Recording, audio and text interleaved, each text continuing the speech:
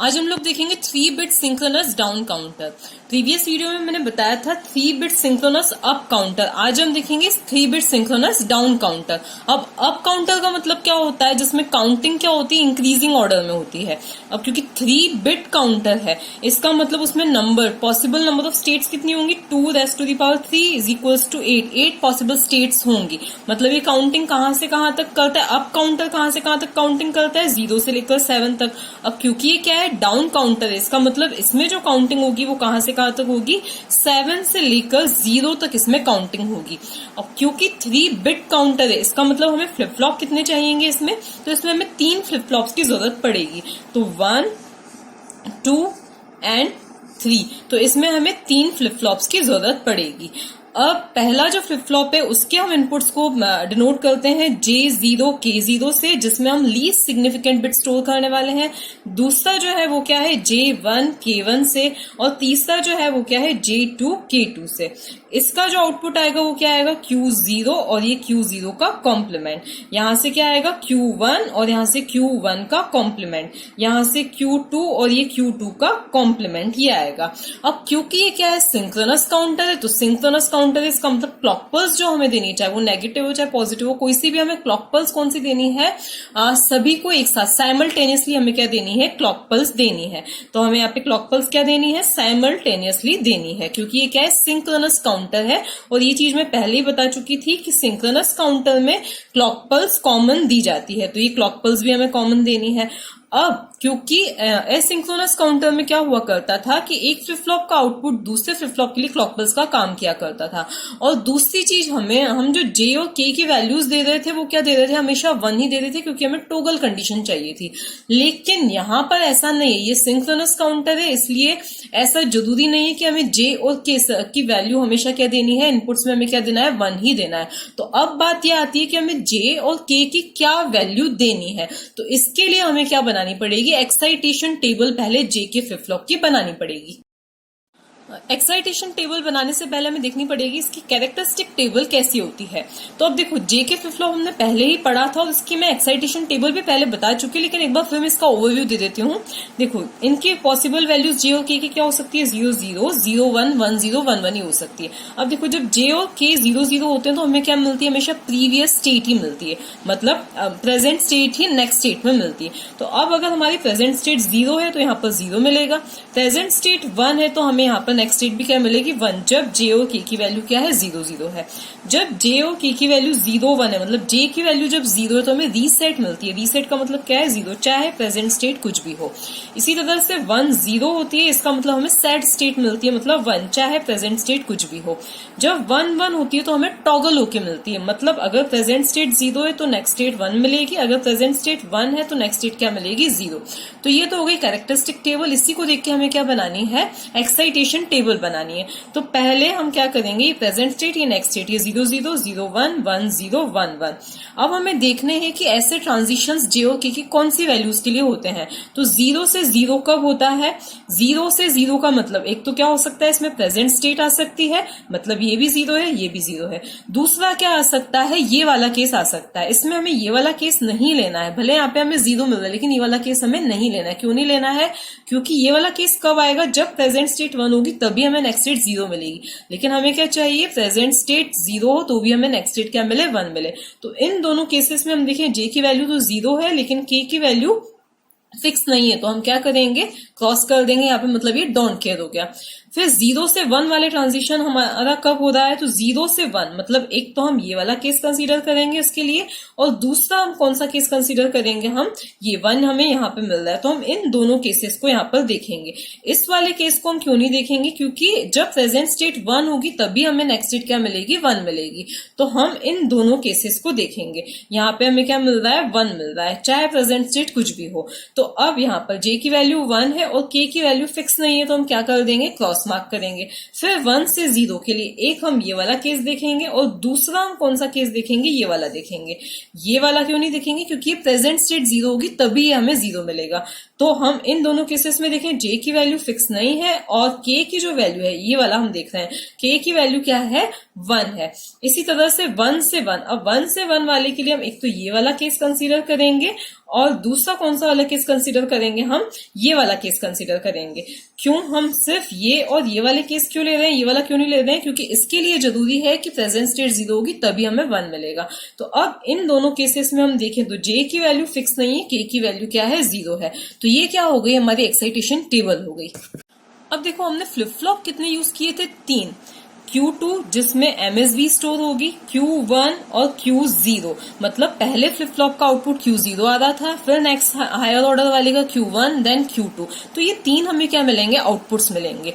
अब हमें काउंटिंग क्या करनी है, डाउन काउंटिंग करनी है, मतलब 7 से लेकर 0 तक। तो देखो 7 की वैल्यू क्या होती है, 1 1 1 होती है। उसके बाद हमें नेक्स्ट स्टेट कौन सी मिलनी चाहिए, 1 1 0 मतलब 6, देन 6 के बाद 5 मिलना चाहिए, देन हमें 4 मिलना चाहिए, देन हमें क्या मिलना चाहिए, 3 मिलना चाहिए, देन हमें मिलना चाहिए 2, देन हमें मिलना चाहिए 1 और फिर हमें मिलना चाहिए 0। तो हमें इस सीक्वेंस में काउंटिंग करनी है, मतलब हमें आउटपुट का सीक्वेंस ये वाला चाहिए।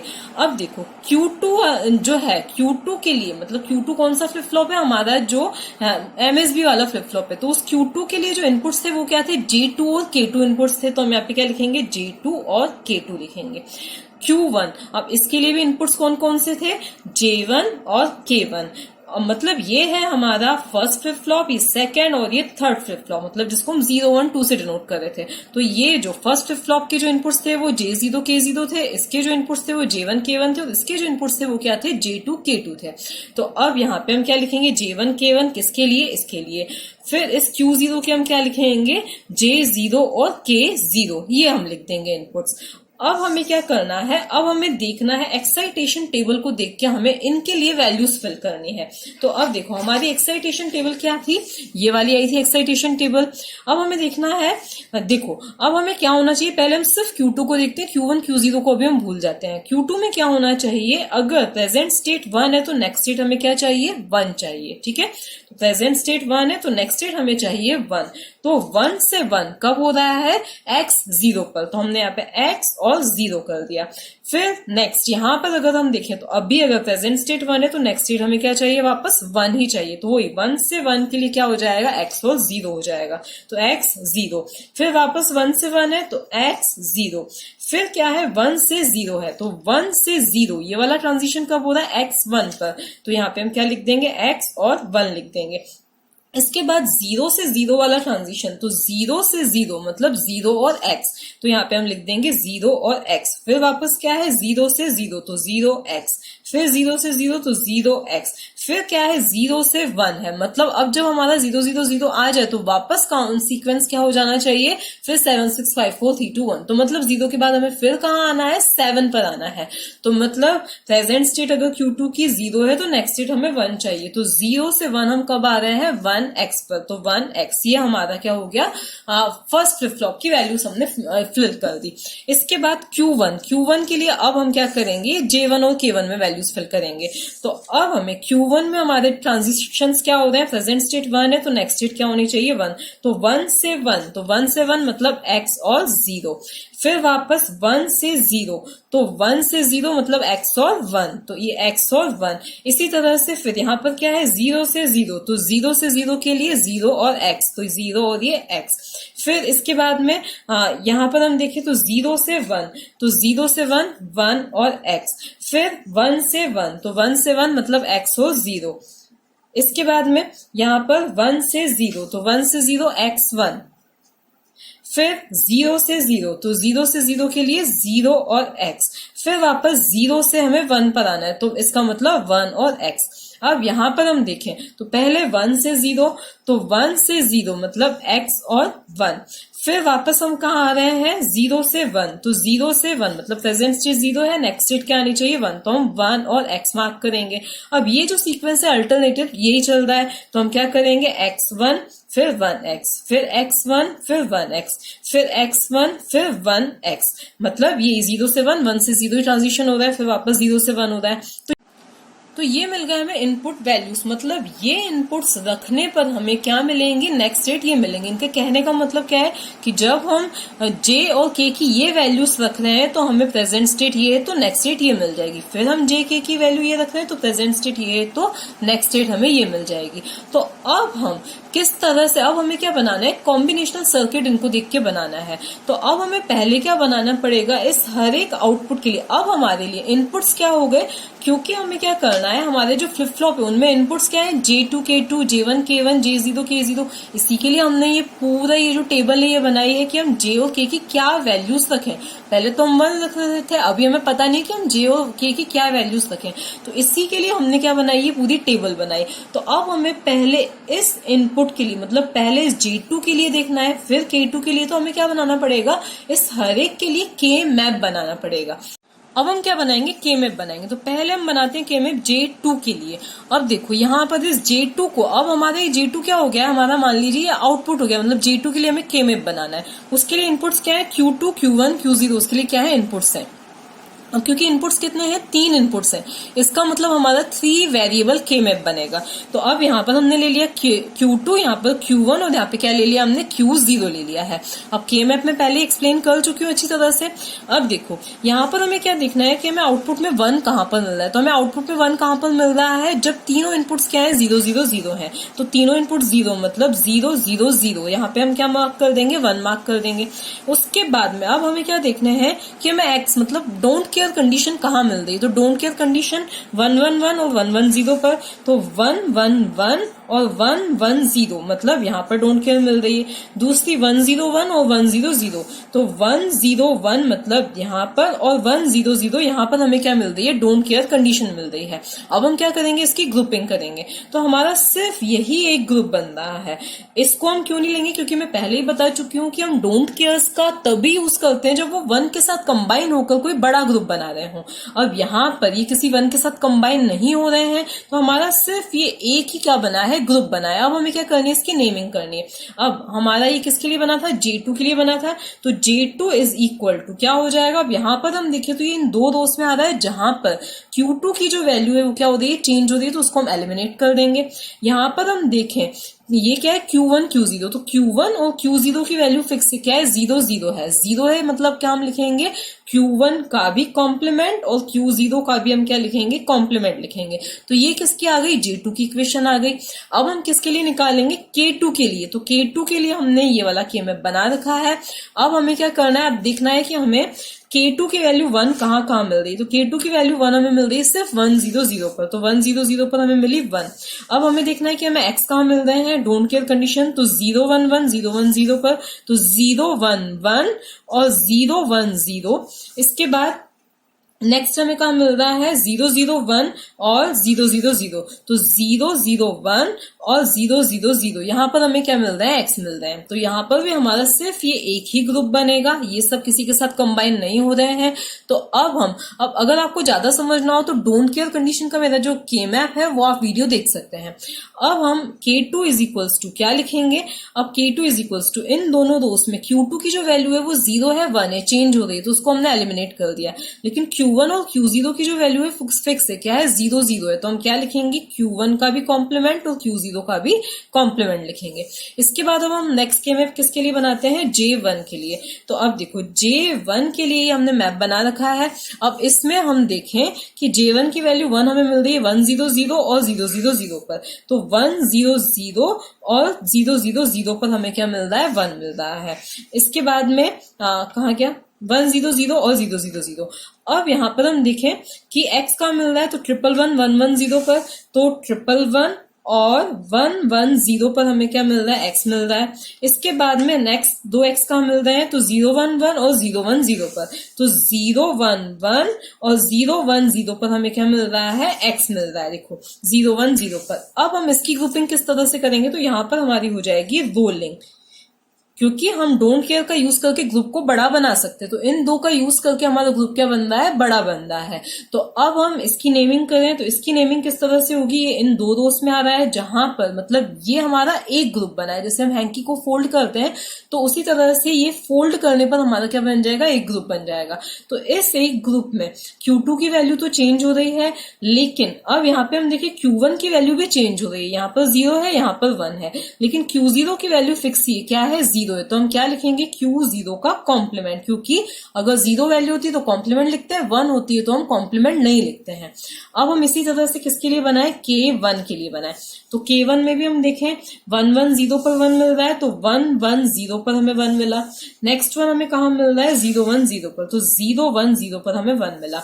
अब हमें x कहाँ पे मिल रहे हैं, तो x हमें मिल रहे हैं 1 0 1 1 0 0, तो 1 0 1 और 1 0 0। इसके बाद में नेक्स्ट हमें कहाँ मिल रहे हैं, 0 0 1 और 0 0 0, तो 0 0 1 और 0 0 0। अब इसमें भी ग्रुप कुछ इस तरह से ही बन रहा है रोलिंग करके, तो इसकी भी हम नेमिंग करेंगे। तो Q2 की वैल्यू तो चेंज हो रही है, Q1 की वैल्यू भी यहाँ 0 है, यहाँ 1 है, लेकिन Q0 की वैल्यू फिक्स ही है, 0 ही है, तो हम क्या लिखेंगे, Q0 का कॉम्प्लीमेंट। अब हम लास्ट के मैप्स किसके लिए बनाएंगे, J0। अब हमें के मैप बनाने J0 और K0 के लिए। तो यहाँ पर हमने 1 और क्रॉस x जो है वो मार्क कर दिए हैं। देखो जैसे 1 1 0 और 1 0 0 पर हमें क्या मिल रहा था, 1 मिल रहा था, तो ये हमने क्या कर दिए हैं, सभी 1s और x क्या कर दिए, हमने मार्क कर दिए हैं। जहां पर 1 मिल रहा था वहां पे हमने 1 मार्क कर दिया है, जहां पर x मिल रहा था वहां पर हमने क्या मार्क कर दिया है, x मार्क कर दिया है। अब बात आती है ग्रुपिंग की। तो अब देखो हमारी कोशिश क्या होती है कि हम डोंट केयर कंडीशन को लेकर जितना बड़ा हो सके हम ग्रुप बना लें। तो यहाँ पर हम क्या करें, अगर हम ये ऐसे रोलिंग करते हैं तो हमारा बड़ा ग्रुप नहीं बनता है, बजाय कि अगर हम ये एक ही ग्रुप बना दें डोंट केयर को इंक्लूड करके। देखो डोंट केयर कंडीशन होती क्या है कि जिसको हम अपनी कन्वीनियंट के अकॉर्डिंग बड़ा ग्रुप बनाने के लिए 1 की तरह ट्रीट कर सकते हैं। तो यहाँ अगर हम इनको 1 की तरह ट्रीट करें तो ये क्या बन जाएगा, हमारा बड़ा ग्रुप बन जाएगा। तो अब देखो इसका हम नेमिंग करें तो यहाँ पर देखो Q2 की वैल्यू भी चेंज हो रही है। अब ये इन 4 कॉलम्स में आ रहा है, इन चारों कॉलम्स में ना तो Q1 की वैल्यू फिक्स है ना ही Q0 की वैल्यू फिक्स है। यहाँ पर Q1 की वैल्यू 0 0 है, लेकिन यहाँ पर 1 1 है। यहाँ पर Q0 की वैल्यू 0 1 1 0 फिक्स नहीं है। तो ऐसे केसेस में J0 की जो वैल्यू जब पूरा की पूरा ही मैप कवर हो रहा हो तो क्या लिखी जाती है, 1 लिखी जाती है। इसी तरह से ये भी हमारा क्या बन जाएगा, एक बड़ा ग्रुप बन जाएगा। इन x को हम 1 की तरह ट्रीट करेंगे, तो इसी तरह से हम K0 इज इक्वल्स टू भी क्या लिखेंगे, क्योंकि पूरा ही मैप कवर हो रहा है तो हम क्या लिखेंगे, 1 लिख देंगे। अब हमारी इक्वेशंस क्या आई, J0 is equals to K0 is equals to 1। तो J0 और K0 में तो हम क्या दे देंगे, दोनों में 1 दे देंगे। तो इसमें तो हमारा क्या आ गया, 1 इनपुट आ गया। उसके बाद में J1 इज इक्वल्स टू क्या आया, Q1 का कॉम्प्लीमेंट। अब J1 इज इक्वल्स टू क्या आया, Q0 का कॉम्प्लीमेंट। तो J1 में हमें क्या देना है, Q0 का कॉम्प्लीमेंट। अब Q0 का कॉम्प्लीमेंट हम यहां से दे सकते। अब J1 और K1 दोनों ही हमारे क्या आए थे, Q0 का कॉम्प्लीमेंट आए थे। तो J1 और K1 दोनों में ही हमें क्या देना है, Q0 का कॉम्प्लीमेंट। अब Q0 का कॉम्प्लीमेंट कहाँ से मिल रहा है, यहाँ से, तो हमें यहाँ से क्या दे देना है, Q0 का कॉम्प्लीमेंट, इससे हमें कनेक्ट कर देना है।